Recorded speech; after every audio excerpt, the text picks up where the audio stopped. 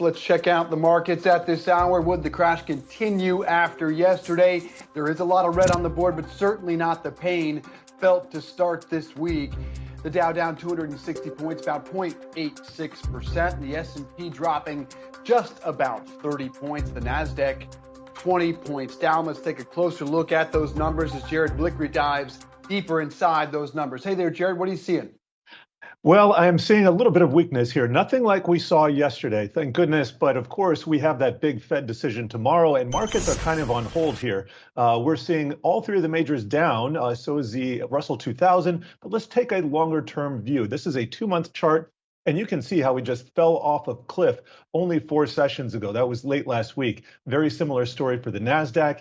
And when you take a look at what's been happening in the bond market, absolutely incredible. This is like the VIX of bonds, and this is as of the close yesterday. We'll get another print on it today, but it is moving higher. And the 5-year T-note yield at the highest since 2008, an incredible liftoff that we're seeing here. This is what's causing consternation for all of risk markets. 10-year T-note yield, highest in a year. That is up another 10 basis points. And then let's take a look at the short side. The 13-week T-bill yield that very closely tracks what the Fed's benchmark, the federal funds rate, is doing.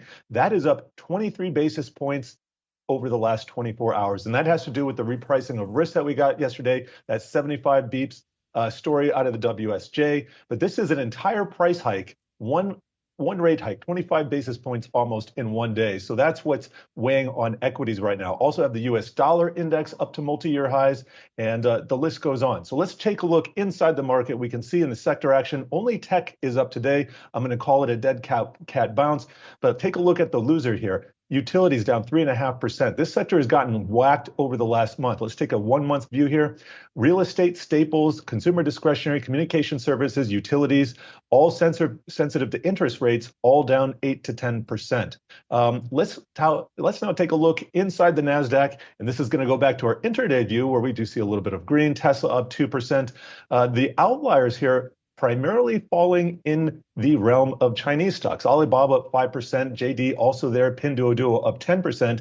And viewers may remember last week these stocks perked up as well. If you take a 10-day view, still sitting on a bunch of wins here. But if you take a look at the ARK components, for instance, it is an opposite story. So big picture, I think if we do get any kind of relief rally, whether it's on the Fed tomorrow or at some other point in time, watch these Chinese stocks. I know there's tremendous regulatory risk, but they could be the leaders to the upside, guys.